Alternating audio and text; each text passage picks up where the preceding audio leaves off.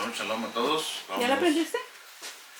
Vamos a comenzar nuestra clase en esta mañana que nos ha permitido el Eterno una vez más estar aquí presentes con la intención de compartir con ustedes las grandes verdades que se encuentran, ¿verdad?, en la historia de Israel y en las mismas escrituras y en los testimonios de los discípulos. Hoy día tenemos una clase importante, un poquito compleja en el sentido de que vamos a estudiar la mentalidad hebrea, así se va a llamar la clase, entendiendo la mentalidad hebrea versus la mentalidad griega. Y esto tiene que estudiarse desde el pensamiento hebreo del siglo I. ¿Okay? Hoy día no se puede estudiar el Nuevo Testamento con la mentalidad hebrea del siglo presente, porque como ya hemos estudiado, el judaísmo de los profetas era diferente del judaísmo del primer siglo, del cual vivió el Mesías y el propio Pablo. Y también es muy diferente, ¿verdad?, el judaísmo actual, ¿verdad?, por todas las circunstancias y reformas y cambios que han venido sucediendo. Pero el principal objetivo es el mismo, es conservar la Torá escrita y obedecer en lo más que se pueda sus mandamientos. Eso no cambia.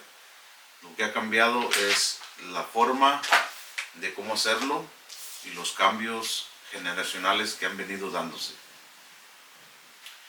Tenemos nosotros, ¿verdad?, a un maestro, a un rabino que estuvo en el siglo I. ¿Verdad?, su verdadero nombre es Shaul, Rab Shaul, y ese nombre se le adquirió por el padre de su tribu,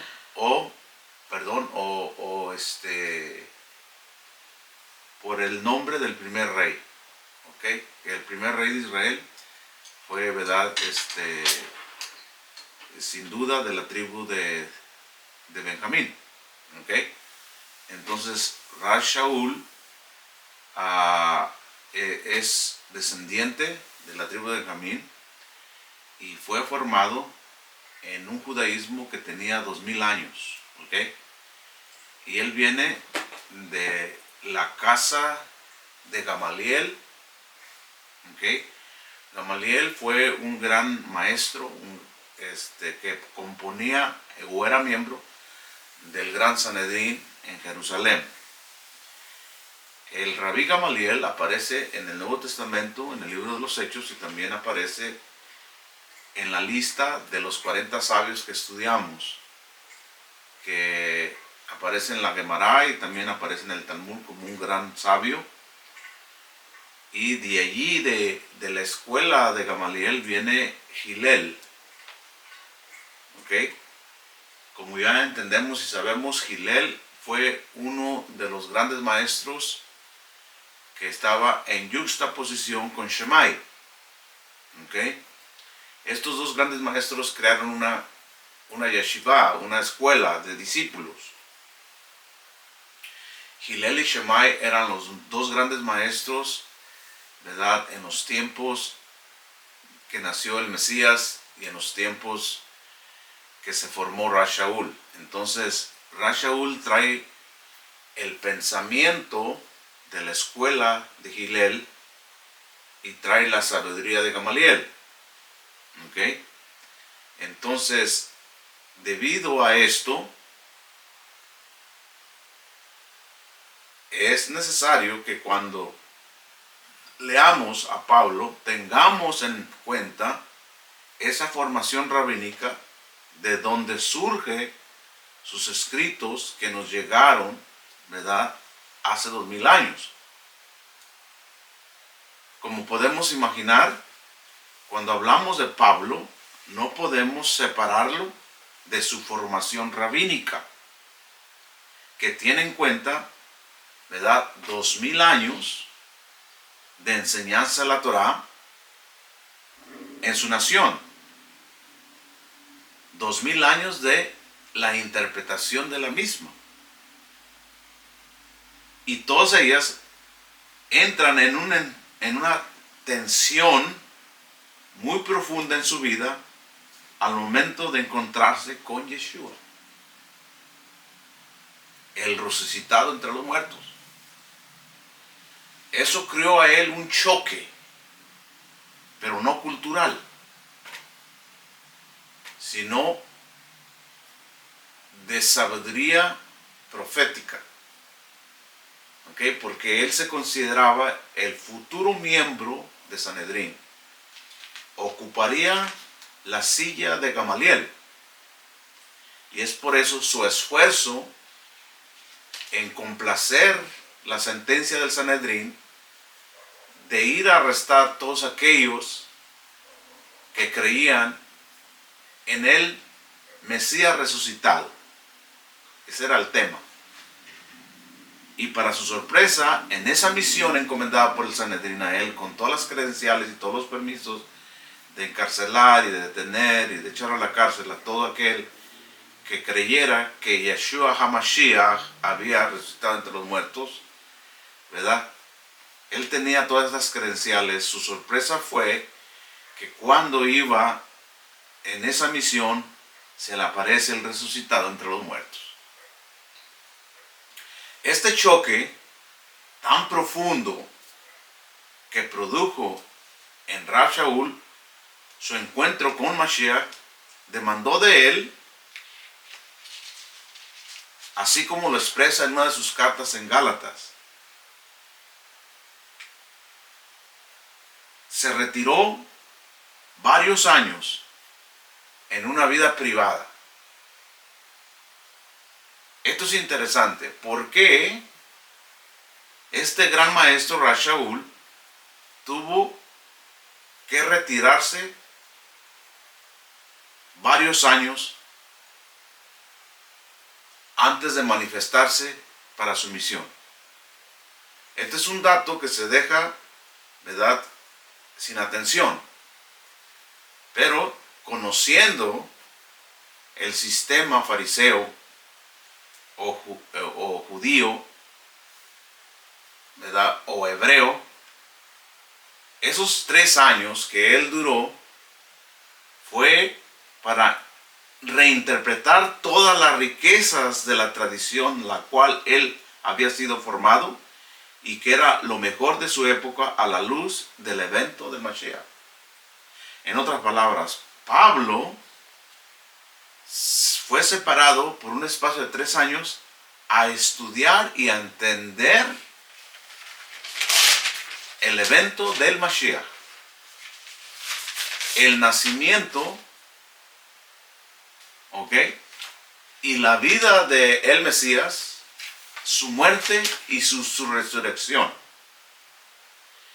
Y acompañado de ello, se tomó la sorpresa de que en ese evento del Mashiach, de su nacimiento, de su vida, de su muerte y de su resurrección, aparece un elemento, aparece algo que no había sucedido. Era la conversión y la aceptación de los gentiles al reino mesiánico. ¿Ok? Ese fue su impacto, eso fue su transformación en otro hombre. ¿Ok? Entonces, la magnitud de su trabajo nos ha llegado a nosotros a través de 13 cartas que tienen su marca distintiva y que no podemos interpretarla aislada de su realidad rabínica. ¿Ok? Así que hay 4 cosas que debemos tener en cuenta a la hora de hablar y de tratar de interpretar y leer sus manuscritos. Primeramente tenemos 13 cartas.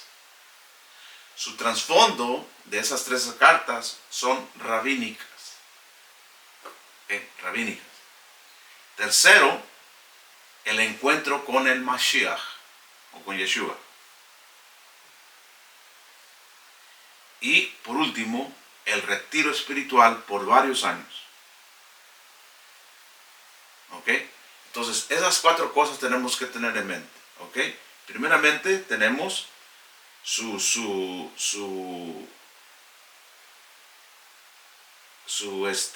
la magnitud de su trabajo, representado en 13 letras, en 13 cartas. Los 2000 años de formación rabínica que venía él arrastrando. Él venía representando ese judaísmo que venía evolucionándose, venía generándose, y él se sentía el siguiente Nasí, se sentía que él iba a ser, el Nasí era el jefe del Sanedrín, el que se sentaba en la silla, en la cátedra de Moisés. ¿Okay? Recuerden bien que él es fariseo, él dice que él es fariseo de fariseos. Entonces, y el encuentro con Yeshua y también, ¿verdad?, su retiro espiritual. Debido a todos estos factores, su pensamiento es visto como controversial en la mayoría de las personas, tanto dentro del judaísmo rabínico como en el cristianismo histórico. Han malinterpretado a Shaul. ¿Okay? Entonces, estas 2 religiones ven en Pablo, ¿verdad?, 2 cosas diferentes. El primero, pensando que estamos en presencia de un apóstata. O sea, los judíos miran en Pablo a un apóstata. ¿Ok? A un apóstata del judaísmo. O sea, todos esos 2000 años y todo ese celo que él tenía por su patria, por su pueblo, ¿verdad?, se pierde y se hace apóstata. Es el pensamiento de los primeros. En los segundos, pensando que se separó del judaísmo y vino a ser el instrumento de la formación de una nueva religión superior al judaísmo, el cristianismo. Entonces, ambas posiciones, ¿verdad?, han amalgamado a lo largo de los siglos. Y tanto unos como otros se han alimentado de ello por mucho tiempo. ¿Ok? Entonces están estos dos religiones que están enfocados, ¿verdad?, en las cartas de Pablo, y unos miran en él al gran apóstata, ¿verdad?, y los otros miran en Pablo el fundador de una nueva religión. Y ahí está la división de cristianos y judíos. ¿Quién dividió a los cristianos y quién dividió a los cristianos de los judíos? Aparentemente una teología que vino a interpretar los manuscritos de un judío, de un hebreo y de un rabino. Y esa filosofía es griega. Entonces Grecia es la que vino a separar a los gentiles de su raíz judía, de su raíz hebrea.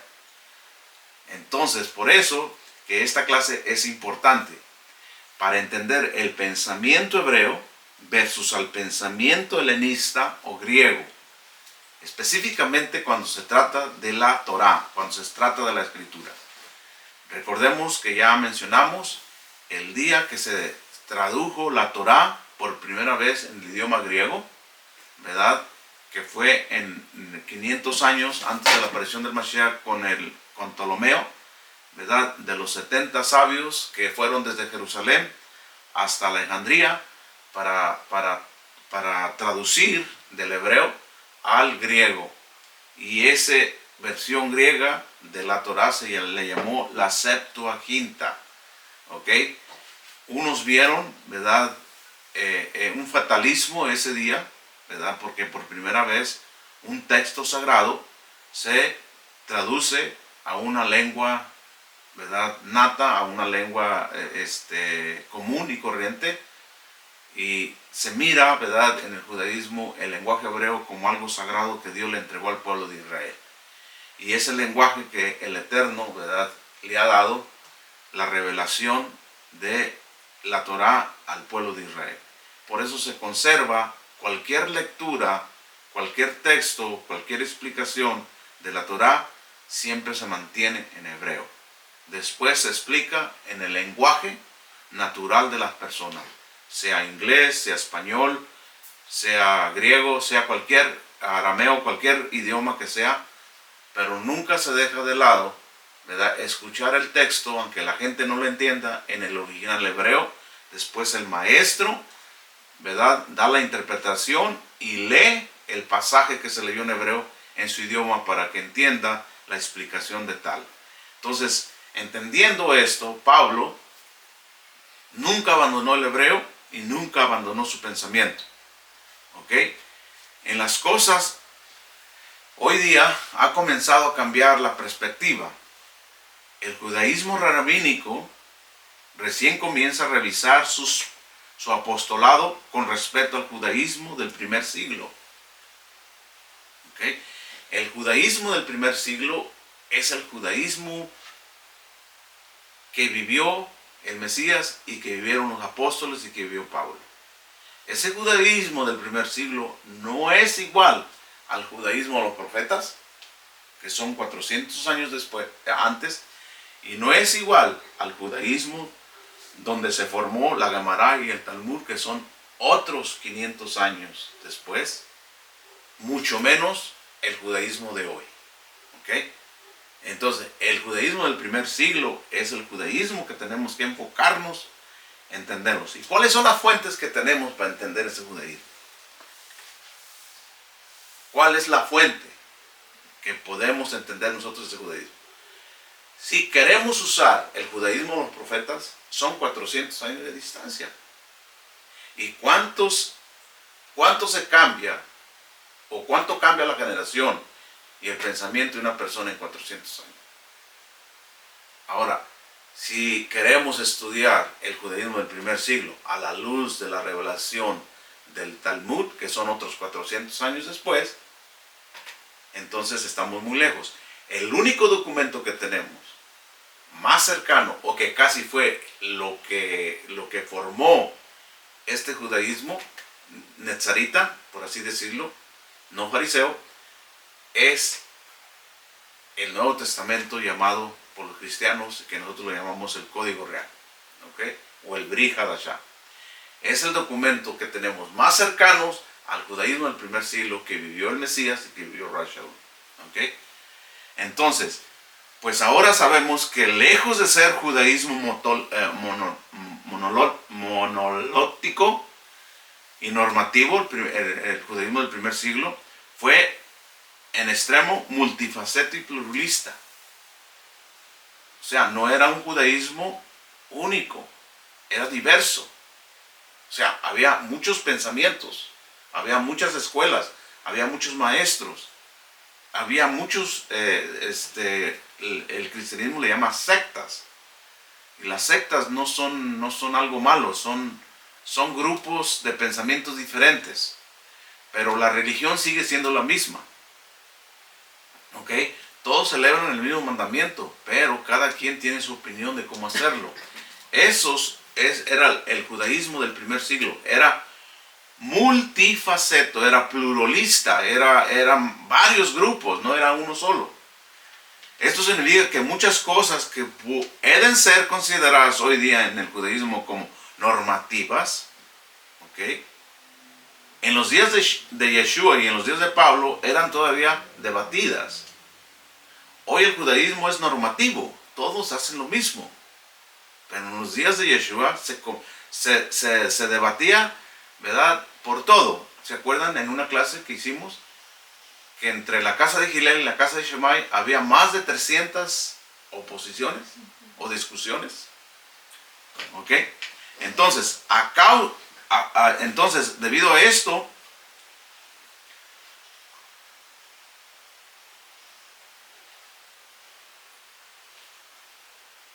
de poder acusar, ¿verdad?, a Yeshua y a Pablo de violar la Torah o la ley judía, porque hoy un asunto sea normativo cuando en su tiempo no lo fue, es un serio daño a la verdad histórica. Entonces, el judaísmo de hoy día ve en Yeshua y ve en Pablo a a personas apóstatas. ¿Por qué los miran así? Por la interpretación que el cristianismo ha dado de sus escritos y sus dichos. Después de los sucesos del concilio de Yavne, bajo la dirección de Rabbi Yohanan ben Zakkai y Rabbi Akiva, un proceso que culmina en el año 135, ¿ok?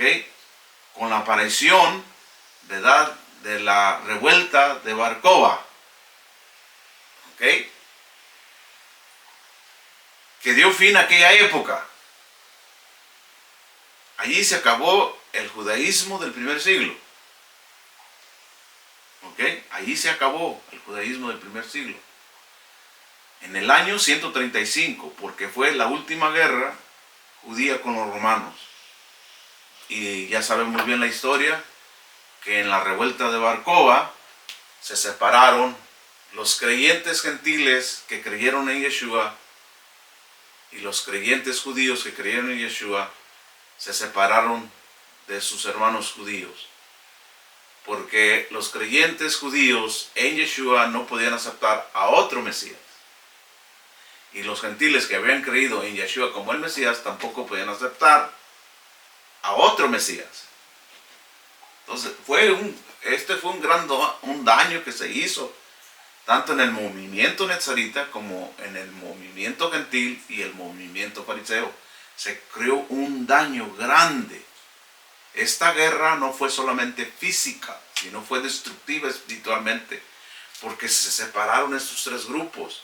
Tenemos al grupo fariseo que no aceptó al Mesías, que no aceptó a Yeshua como el Mesías, y también, ¿verdad?, tenemos al grupo judío nezarita que se aceptó a Yeshua como el Mesías, y tenemos al tercer grupo, al grupo de gentiles temerosos entre las naciones que se convirtieron al Dios de Israel a través de los méritos expiatorios de la muerte del Mesías y su resurrección. Entonces, esa guerra de Bar Kokhba, ¿verdad?, hizo que estos tres grupos se separaran. Y finalmente Roma exilió a los judíos de la tierra de Israel hasta la fecha del 1948. Casi un espacio de 2000 años duró el exilio de los judíos de su tierra por la causa de la revuelta de Bar Kokhba. Y en el año 1948, por primera vez, ¿verdad?, el Estado de Israel fue unido a las naciones. Y ahora Israel está, ¿verdad?, escrito como país, como nación. Entonces, esto nos enseña a nosotros todo lo que ha sufrido el judaísmo a través de la historia. Entonces, para estudiar a Pablo, ¿qué clase de judaísmo tenemos que aprender y leer para entender ese pensamiento de este gran maestro? El judaísmo. No podemos nosotros estudiar a Pablo con el pensamiento rabínico de hoy día, porque el pensamiento rabínico de hoy día fue formado en el siglo 500, después de la revuelta de Bar Kokhba.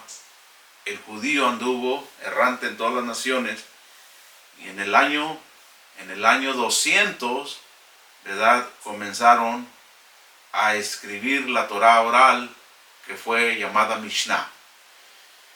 Y después, en el año 400, se formó el Talmud, y con el Talmud ahora viene siendo el libro de estudio del judaísmo actual. Entonces, ¿cuántos años tiene el judaísmo rabínico de hoy día? Usted haga la matemática.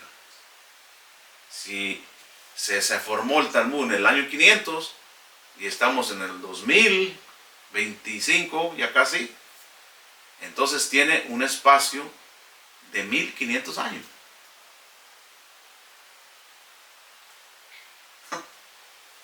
$1500 años. Ahora mi pregunta yo le hago a usted. La religión cristiana Cada religión cristiana tiene un fundador. Llámense como se llamen. Sean testigos de Jehová, sean mormones, adventistas, bautistas, pentecostales, apostólicos, evangélicos. Usted llámelos como se llame. Cada organización registrada por el gobierno. Porque una religión tiene que estar registrada con el gobierno para que se le dé licencia a los líderes de ejercer su autoridad legal con la ley de su estado. Es la ley judicial del país la que le da autoridad a la religión de poder practicar sus creencias legales, donde estas prácticas de fe no perjudiquen la vida del ciudadano.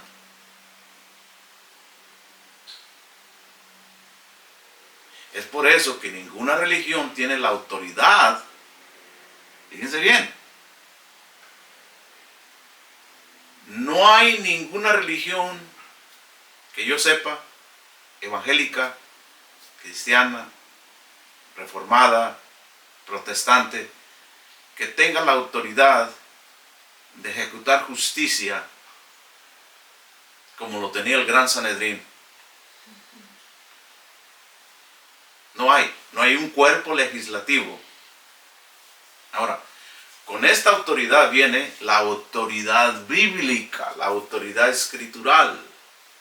Dígame qué religión cristiana tiene los manuscritos de las copias de los escritos sagrados en pergamino.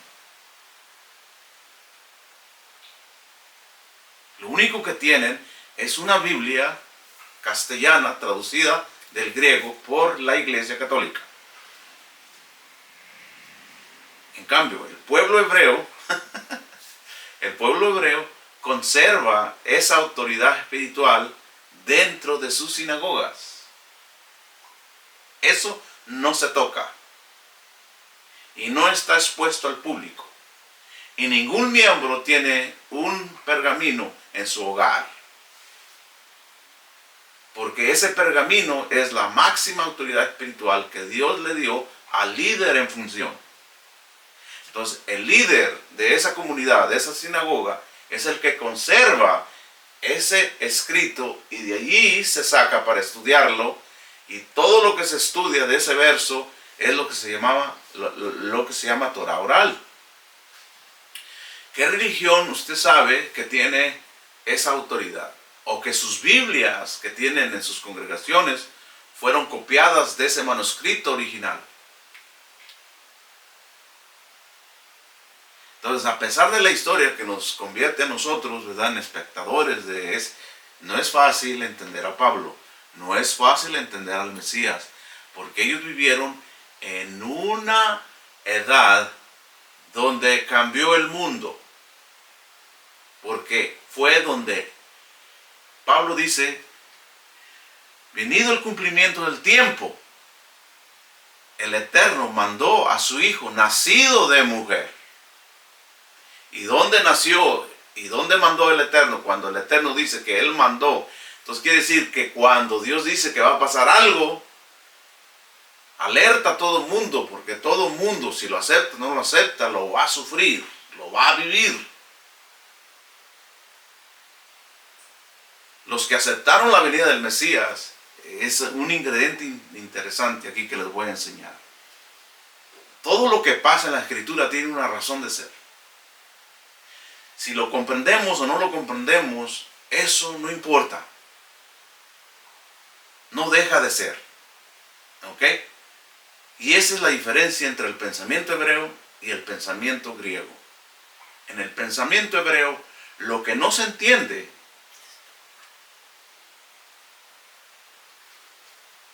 se deja, porque va a venir el tiempo donde Dios lo va a revelar, y se estudia alrededor, y se busca. En cambio, el pensamiento griego, ¿verdad?, lo que no entiende, de todos modos lo interpreta.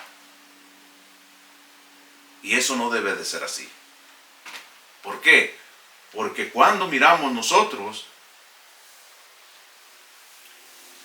las cosas que pasaron en el primer siglo, cambiaron al mundo entero. El Eterno le dio fin a esta forma de vida que libertaba que privaba a las personas de su libertad bajo la amenaza de conquistas que se tornaron en imperios. El mundo fue gobernado hasta la resurrección del Mesías bajo imperios crueles, sanguinarios e idólatras. El primer imperio que sometió a Israel a la esclavitud fue el imperio de Egipto. Y todas las naciones estaban bajo el imperio de Egipto. Y el Eterno liberó a su pueblo Israel de ese imperio malvado. Después vino el imperio de Babilonia, que también, ¿verdad?, sometió a la nación de Israel, pero que no le privó de su creencia. Después vino los medos, persas. Después vino Grecia y finalmente Roma. ¿Ok? El Eterno terminó con esa tendencia de gobernar al mundo a través de un solo hombre. Y esa tendencia se comió naturalmente en el cristianismo. A veces te dan, cuando no quieres tomarte una medicina, a veces te la dan en una bebida o en una comida para que no la sientas. Por la separación de los gentiles de sus hermanos judíos, comenzaron a comerse toda esa basura, toda esa ideología, toda esa rebeldía, y ellos fueron formados así, de esa manera. ¿Por qué? Porque no hay religión que se sienta la única, y que son los que tienen la verdad y que todo el mundo tiene que creer como ellos. Ese es pensamiento que ese es el pensamiento que tenía el faraón. Ese es el pensamiento que tenía Nabucodonosor. Ese es el pensamiento que tenía Darío. Ese es el pensamiento que tenía Alejandro Magno. Ese es el pensamiento que tenía César. Y ese pensamiento se vino y se filtró dentro del cristianismo. Y toda religión cristiana se cree la única religión. Se cree la novia y la que tiene la revelación de la verdad.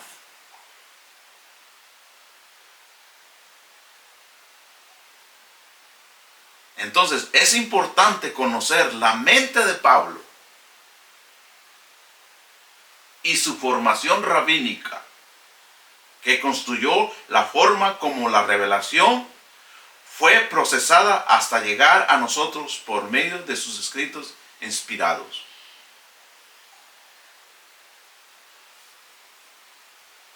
El judaísmo rabínico, señores, actual, que aunque diverso, es mucho más normativo que el judaísmo del primer siglo, donde Pablo vivió y con el cual interactuó. Entonces, ¿cuál es el desafío que vamos a confrontar nosotros aquí? Vamos a pensar en esto. Los documentos que hasta este día tenemos a nuestra disposición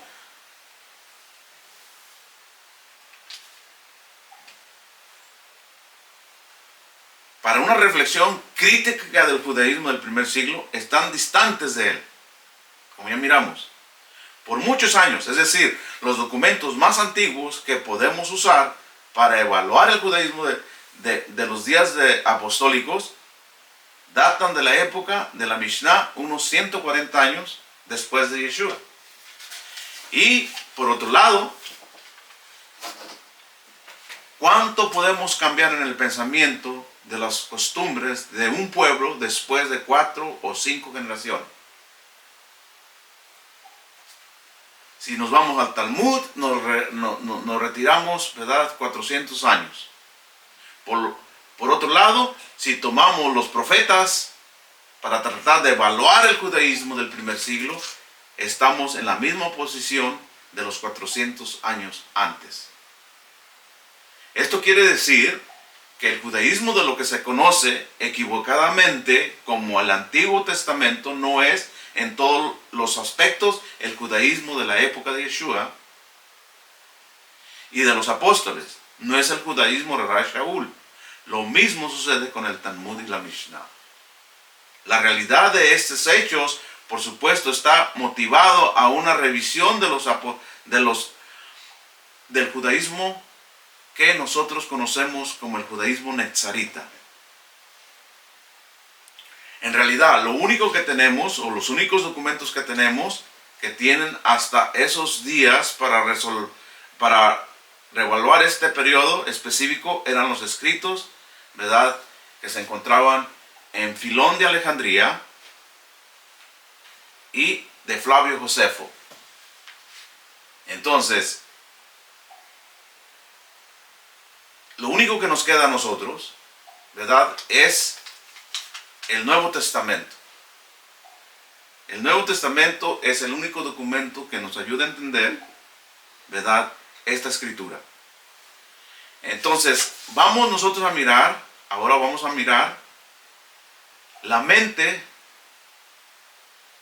que formó a Rav Shaul y la mente que formó la interpretación de sus escritos. Y así es como se llama esta clase. La mente hebrea versus la mente griega.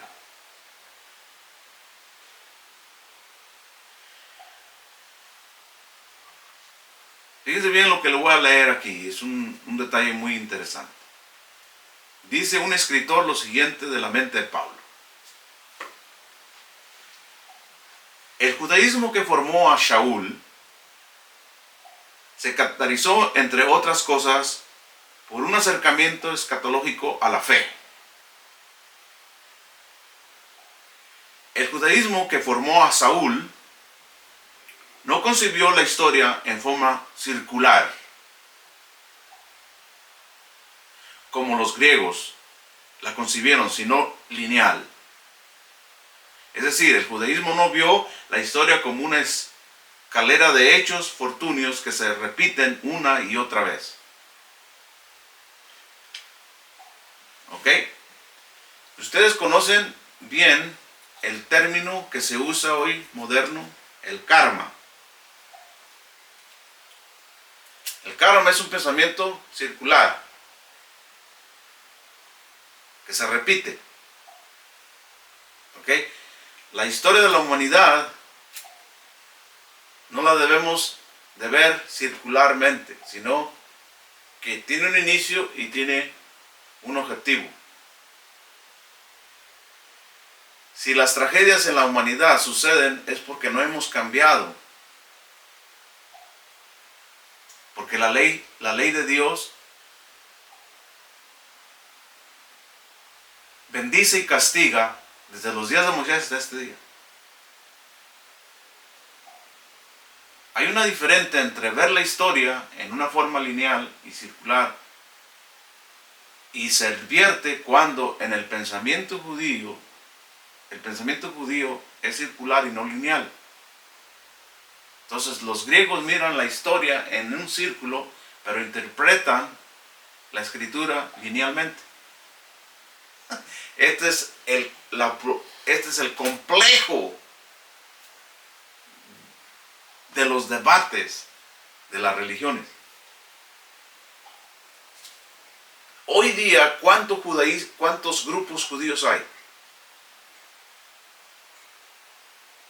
Es importante que hay judíos ultraortodoxos, hay judíos ortodoxos, hay judíos liberales, hay judíos reformados, hay judíos de diferentes judíos. ¿Ok? Unos usan una kipá como esta y otros no la usan. Unos usan barba, otros no lo usan. Unos usan tzitzit, otros no usan. Otros creen en la tradición, otros no la creen en la tradición.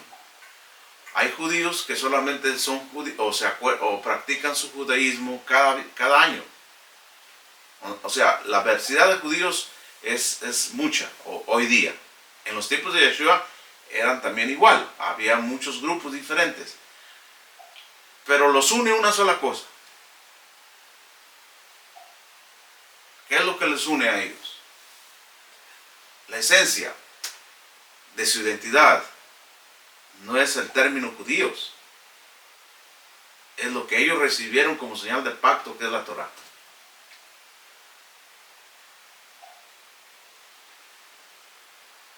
¿Ok? Es la Torá. Entonces, aunque ellos tengan diferentes opiniones cómo hacer las cosas, los une una sola cosa. Es como el partido republicano y demócrata, que están siempre peleándose. No se pelean por el derecho del país. Se pelean por las ideologías que cada uno tiene, cómo mejorar al país. Pero cuando el país es atacado, dejan esos ideales y se juntan. ¿Cuándo has visto que el cristianismo se junte por un ideal? ¿Cuándo han visto que los bautistas y los pentecostales y todos se reúnan para prohibir el aborto? Es un ideal bíblico que no tiene que ver nada con sus creencias y sus doctrinas. Es un fundamento que le da honor a la vida y el derecho a la vida. Entonces el judaísmo tiene esa mentalidad. ¿Ok? Entonces el término circular, ¿verdad? Como lo piensa el griego, el término karma para mí es un pensamiento griego. ¿Por qué? Porque en la ley de la Torá existe una ley que se llama Midah Keneg Midah, que el Mesías la interpreta como medida por medida, o con la vara que mida serás medido. ¿Ok? El ojo por ojo, diente por diente es una ley bíblica, que lo que haces mal, y al hacer algo mal es una violación de Dios, es una violación del mandamiento de Dios, que tiene una persecución, va a percutir en algo negativo en tu vida. Ese no es karma, esa es justicia divina. ¿Ok? Entonces, la historia está siendo dirigida hacia un final feliz.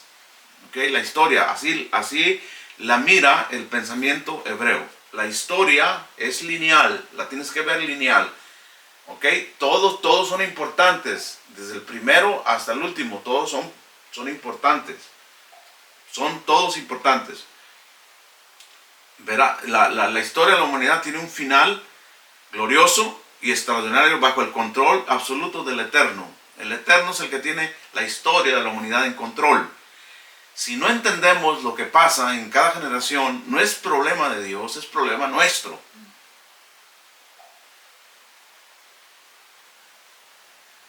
¿Por qué? Porque en el Eterno no tiene rivales, no tiene oposiciones. En ese judaísmo se creó Rav Shaul y se formó. Ese judaísmo enseñó, ese judaísmo al cual Shaul se formó, enseñó que en ese desarrollo lineal de la historia, nosotros vamos a encontrarnos con dos edades.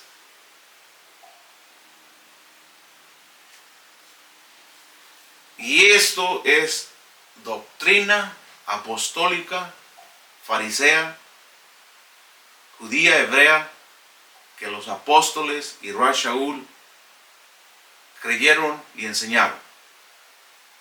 Claro que la interpretación griega le dio otra interpretación y se salieron del contexto. Estas dos edades es el Olam Hazé y el Olam Haba. El Olam Hazé, Dios en un tiempo de la historia iba a introducir un choque.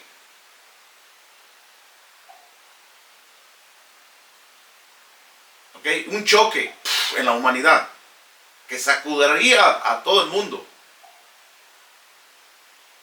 Entonces, cuando va a haber un cambio mundial, afecta a todos los habitantes, incluyendo al universo, al sol, al agua, a las plantas, todo. ¿Por qué? Porque la creación está al servicio de la humanidad. Y si el Eterno va a hacer una reforma, va a hacer un cambio, todo tiene que cambiar. Todo cambia. Entonces, el judaísmo que formó a Pablo enseñó que en el transcurso de la historia vamos a encontrarnos con dos edades. La Olam Hazé, que es la edad presente. O sea, el hecho de que Dios introduzca su plan divino no va a afectar para nada la vida. Va a seguir la vida. Pero va a haber cambios. ¿Ok? Entonces, ¿cuándo viene el Mesías? Se introduciría el Olam Hazé o el Olam Haba. El Olam Haba es la edad futura, el mundo por venir. Entonces, a los apóstoles se les asignó esta tarea de introducir el mundo venidero. Ahora, a partir de allí, los creyentes o el pueblo de Israel iba a vivir dos edades. Íbamos a vivir la vida normativa, pero también íbamos a vivir la vida futura. Entonces, en estas dos vidas hay una tensión. Una es física y la otra es de origen espiritual. Entre el Olam Hazé y el Olam Haba ocurrirá una intervención extraordinaria del Eterno, preparando a Israel y a la humanidad para que por fin sea introducido el Olam Haba, que irá precedido por el periodo de preparación, la edad mesiánica, la redención final de Israel. Entonces aquí en estos hechos aparecen, fíjense bien, el pensamiento lineal. ¿Okay? En el pensamiento lineal se introduce una edad, se sacude la humanidad, y este cambio tiene que ver primeramente introducir la edad mesiánica. ¿Y cuál es la edad mesiánica? Es el tiempo de vivir juntamente con el Mesías. Y eso iba a cambiar mucho el aspecto de enseñanza y de liderazgo. Segundo, la redención. La redención de Israel. Entonces, estas tres cosas, Olam Haba, edad mesiánica y redención final. ¿Ok? Como podemos apreciar. Contrario a la mentalidad griega, la mentalidad hebrea no concibe el pensamiento de forma lineal, sino circular interactivo.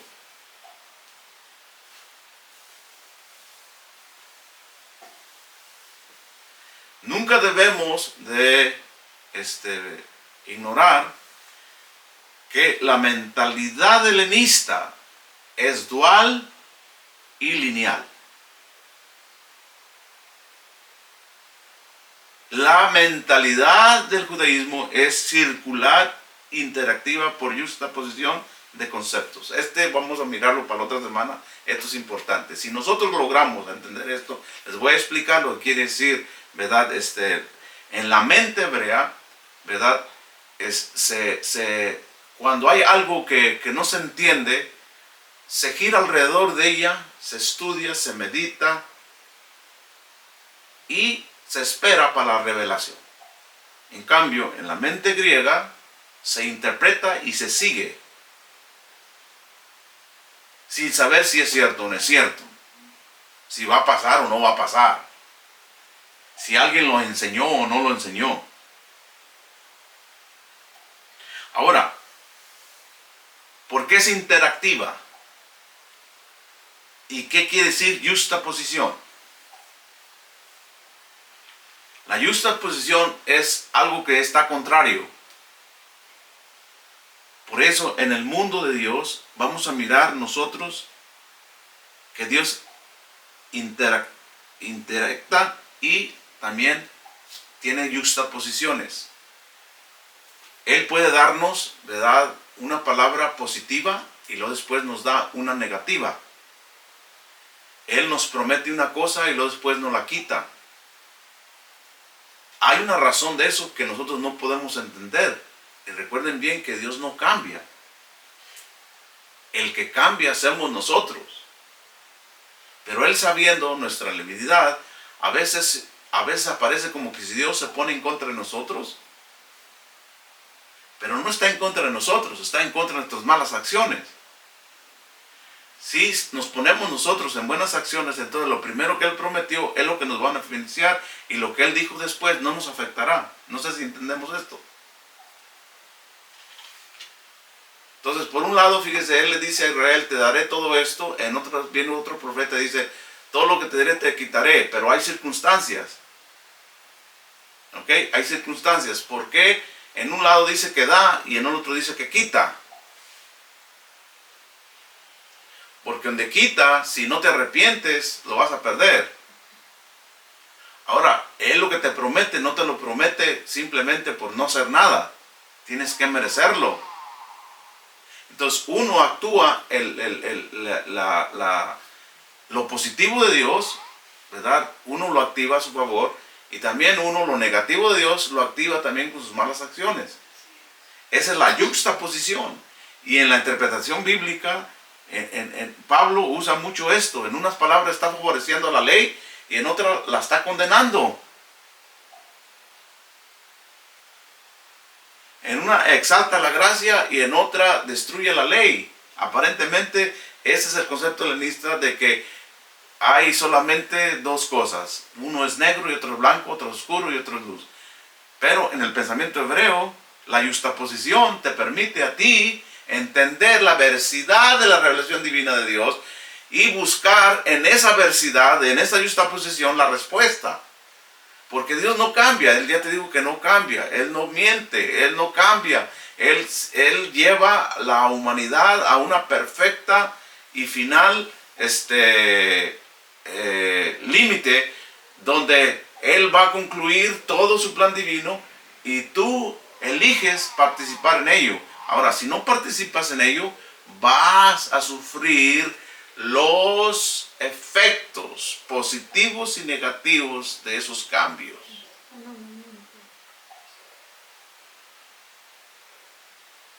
No importa. ¿Qué haya pasado si Rey Shaul nunca se haya encontrado con Yeshua? ¿No existiera el Nuevo Testamento? ¿Nunca íbamos a conocer? ¿Qué haya pasado si nunca se haya escrito ¿verdad?, el Nuevo Testamento.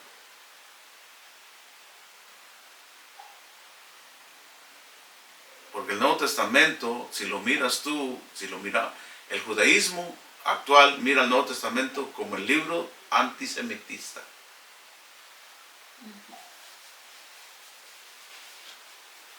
Y el cristianismo mira al Antiguo Testamento como el libro que te hace maldito. ¿Por qué? Porque malinterpretan a Ra's Shaul.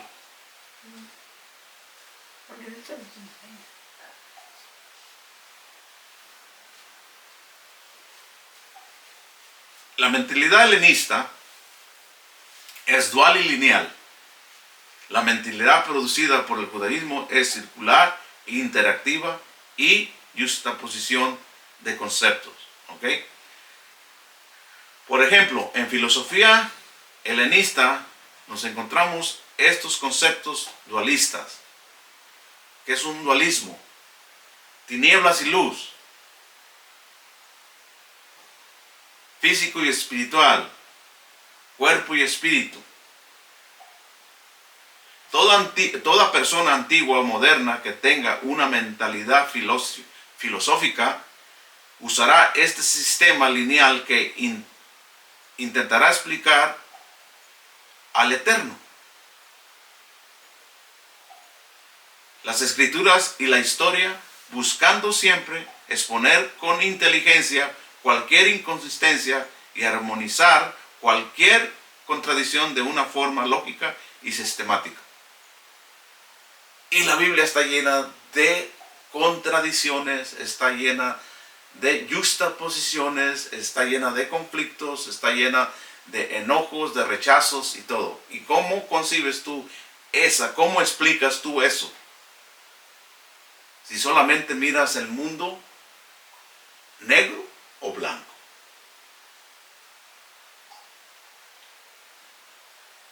Cuando el predicador predica la salvación del evangelio, solamente hay dos opciones.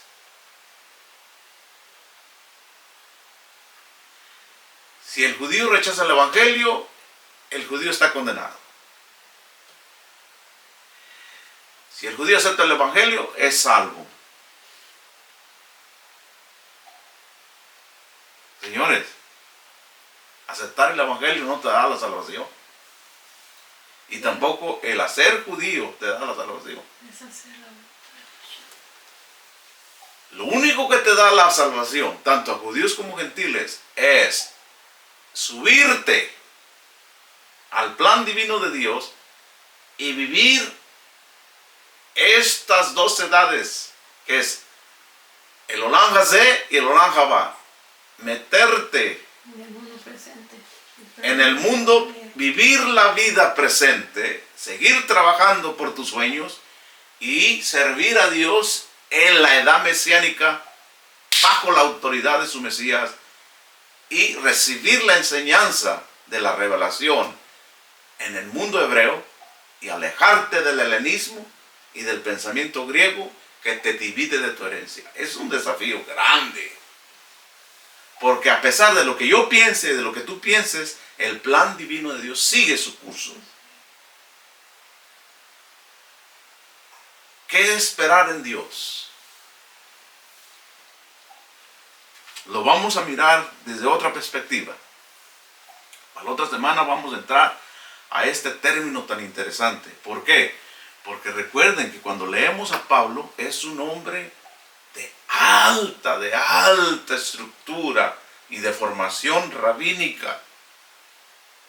Y nada más pónganse a pensar, ¿cuántos de nosotros, cuando leemos las parábolas del maestro, las entendemos?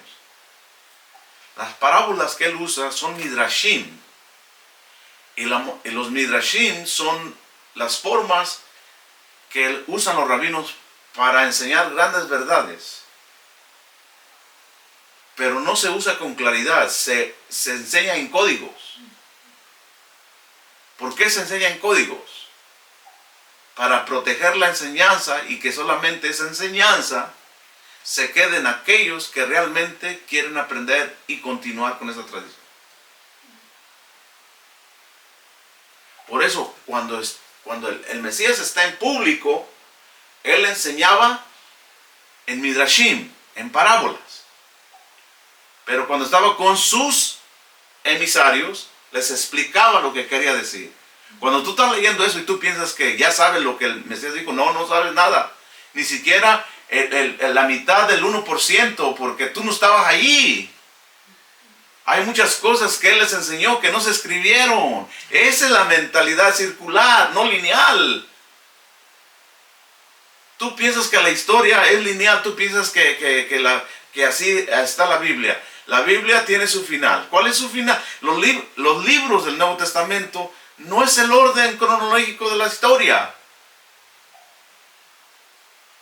Tú piensas que primero fue Mateo y luego después fue Marcos, Lucas y Juan. Y Juan es el último que escribió. ¿Qué es lo contrario? El primero que escribió fue Juan. ¿Quién acomodó eso en ese orden? No fue Dios, fueron los que hicieron el canon bíblico. Y luego después de Juan viene el libro de los Hechos. Y tú piensas que el libro de los Hechos es la continuidad de los evangelios. Y después del libro de los Hechos vienen las cartas de Pablo. Y después las cartas de Pablo, las cartas generales. Y luego por último viene Revelaciones y ahí se acaba todo. Ese es el pensamiento griego. Así mira la historia. Pero para tu información, Dios tiene un objetivo. ¿Dónde puso su fundamento Dios? Escrituralmente hablando. Él puso su fundamento en la revelación del monte Sinaí. En el monte Sinaí se pusieron los cimientos de la escritura, que es ¿cómo se llama? Para que mejor me entiendas, es el Pentateuco. El Pentateuco es el fundamento de la Biblia. Tú quitas el Pentateuco y toda la Biblia cae para abajo. El Pentateuco son los 5 libros de Moshe que llamamos nosotros Torah, que es la Torah escrita. Es la Torah. Pablo dice que es santa, espiritual y buena. ¿Ok? Que no la entiendas es otra cosa, pero cuando comienzas a mirar que esa Torah es la revelación de Dios y que esa Torah tiene como objetivo protegerte del pecado y que te lleva al Mesías, entonces la vas a abrigar, la vas a amar, la vas a proteger y te van a ir todas estas nubes que tienes ahí en el pensamiento.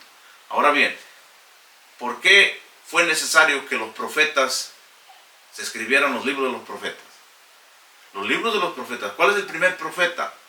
En tu mentalidad griega piensas que Isaías es el primer profeta. Porque así te acomodaron el canon. En el canon hebreo, el primer profeta es Samuel.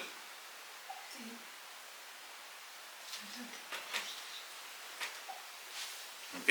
Porque fue el primer profeta. Y sus escritos tienen la autoridad de un profeta. ¿Ok? Entonces, por eso, cuando te enseñamos todas estas cosas, tú solamente ya estás programado con el blanco y el negro. O sea, ya no puedes, tu mentalidad y tu corazón ya no tiene espacio para explorar otros horizontes. Y en la mente hebrea se explora, pero dentro del pensamiento hebreo. No andan buscando la respuesta en la filosofía egipcia. No anda buscando la respuesta en la filosofía persa. No, anda buscando la respuesta en la misma revelación. Porque Dios es el dueño de todo el mundo. Él sabe todo. Ahí están las respuestas. Entonces, la mente hebrea, por otro lado, no tiene este acercamiento al Eterno ni a las Escrituras. ¿Cómo tenemos que acercarnos nosotros entonces a las Escrituras? La mente hebrea no ve las aparentes inconsistencias en el carácter de Hashem, o en las Escrituras, o en la historia sagrada, como un problema de ellos, sino de nosotros, los humanos. Nosotros somos los que provocamos lo negativo de Dios y lo malo de Dios, pero Dios no es malo. Nosotros vemos a Dios como que si es malo e injusto. Por eso cuando nos pasa algo, lo primero que sale de nuestra boca es, ¿por qué Dios? Pero con esto me despido de esta clase que se alargó un poquito. Si ustedes saben de un texto, de una escritura, donde se refleja una queja negativa del pueblo de Israel hacia Dios, háganmela saber, que todavía no la encuentro. Con esto quiere decir que usted nunca va a encontrar en la Biblia que el pueblo de Israel se queje o demande a Dios por qué le está pasando aquello. Todo lo contrario. Se arrepentían, buscaban Todo lo contrario. No hay una oración que exprese primeramente el pecado del pueblo.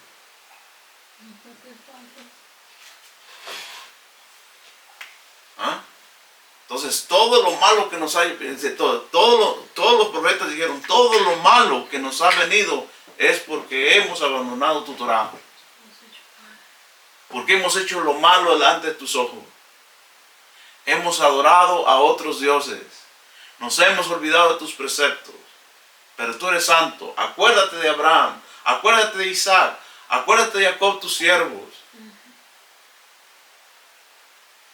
Eso es mirar, eso es pensar de una forma. Tienes que tú mirar todas las opciones divinas de Dios para encontrar tu respuesta y seguir linealmente en la historia. Y claro, el gentil, en el momento que le sucede algo, ¿por qué, Señor? Yo soy tu siervo, te sirvo. O sea, no acepta uno la justaposición de la vida. Porque creemos que el que vive en Dios va a vivir en una vida de paz. Y no. El que sirve a Dios está en justaposición con el mundo y con todas las calamidades que vienen. Pero por eso, para la otra semana, vamos a mirar algo interesante que acabo de aprender. Y es el Espíritu Santo. ¿Por qué Dios introdujo, aparte de la revelación de la Torah, aparte de los profetas, aparte del Mesías, Él tuvo que dar de su Ruach HaKodesh?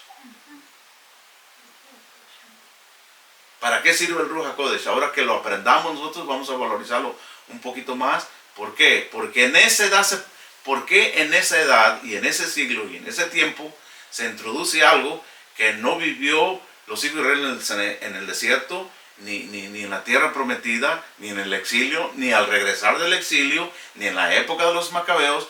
Solamente se hizo en ese momento, en ese siglo, en ese periodo. En esa edad mesiánica se introdujo algo que no se había visto en Israel, es de que ahora los creyentes en el Eterno, a través de los méritos de Mashiach, iban a recibir el Ruach HaKodesh. ¿Por qué tenían que recibir el Ruach HaKodesh? Porque se venía una ola de persecución que era imposible sobrevivir a ella. Es como que si el Ruach HaKodesh iba a ser el Dios mismo confortándote para soportar la crueldad que se venía en Israel y en el mundo entero. Porque el reino del mal, el imperio romano, venía con todo. A borrar para siempre a Israel del mapa y todos sus libros y todas sus creencias. Y una vez eliminando eso, no tenía ninguna oposición. Porque ellos sabían que el Dios de Israel es el que destruyó a Faraón y a su ejército. Es el que tumbó a Babilonia. Es el que se deshizo de Persia. Y es el que destruyó a Alejandro Magno. Y él quiso evitar esa confrontación, eliminando a sus predicadores. Pero entre más mataba a los predicadores, más se aumentaba el crecimiento de fieles. Y finalmente se convirtió, pero no se convirtió al judaísmo.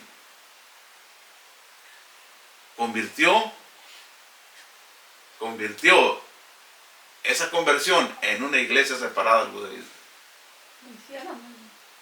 Entonces, por un lado, aparentemente se rindió Roma. No, le está haciendo la guerra a Dios espiritualmente, quitándole a sus hijos de entre las naciones para que no se unan a su pueblo Israel. Porque si en un momento todo cristiano bajo la faz de la tierra se une a su pueblo Israel, se acaba la maldad. Va a haber temor de Hashem. Porque va a comenzar el temor y se va a cumplir. Así es. Se va a cumplir porque así está escrito. En aquellos días dice Hashem que todos tendrán el conocimiento de Dios y nadie le enseñará a su prójimo. O sea, todos conocerán la Torah, todos conocerán y obedecerán la Torah. ¿Se imaginan cuántos millones y millones de cristianos hay? De una repente que Hashem la revele que todos tienen que estar unidos con Israel porque se va a venir la última guerra entre el bien y el mal. ¿Qué va a pasar con el mundo? ¿Se va a debilitar el pecado? Claro que sí. La forma que el pecado está grande es que aún nosotros mismos los creyentes estamos divididos. Y aunque no andamos en las cantinas, y aunque no andamos en los vicios, estamos cometiendo también graves pecados y faltas delante del Eterno a través de los debates innecesarios de interpretación, y blasfemamos y condenamos y estamos en enemistad con las personas. Eso nos debilita a nosotros mismos. ¿Por qué nos debilita a nosotros mismos? Porque no estamos unidos en ese Olam Jabá. No estamos unidos ni en el Olam Hazé ni en el Olam Jabá. Entonces el reino del Mesías se hace débil. ¿Y quién lo hace débil? ¿Porque es débil? No, porque nosotros lo hacemos débil. En vez de ayudar al Mashiach, le estamos poniendo obstáculos. Eso no es lo que nos enseñó él.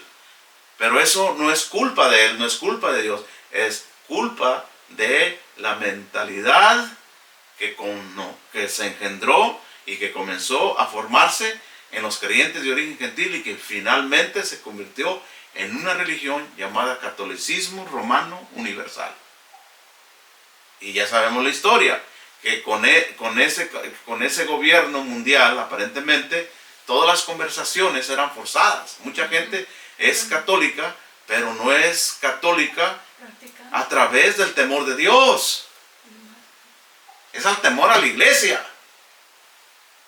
Porque el que no se convirtiera a la iglesia no tenía derechos de comercio, no tenía derechos de hacer negocio, no tenía derechos de ser de dueño de casas o de terrenos. Y por eso la iglesia se adueñó de todo. O sea, eran los que decían cuánto tenías que pagar, qué tenías que pagar. Entonces, toda persona se hacía católica por el derecho a no sufrir las consecuencias del imperio. Entonces, todas estas cosas, la historia, hermanos, es negra. Pero no es que Dios la haya hecho negra. Nosotros y el hombre mismo la hizo así. Bueno, ya nos fuimos de paso, ¿verdad? Mucho tiempo. Vamos aquí a parar. Disculpen, ¿verdad? Pero está muy interesante todas estas cosas.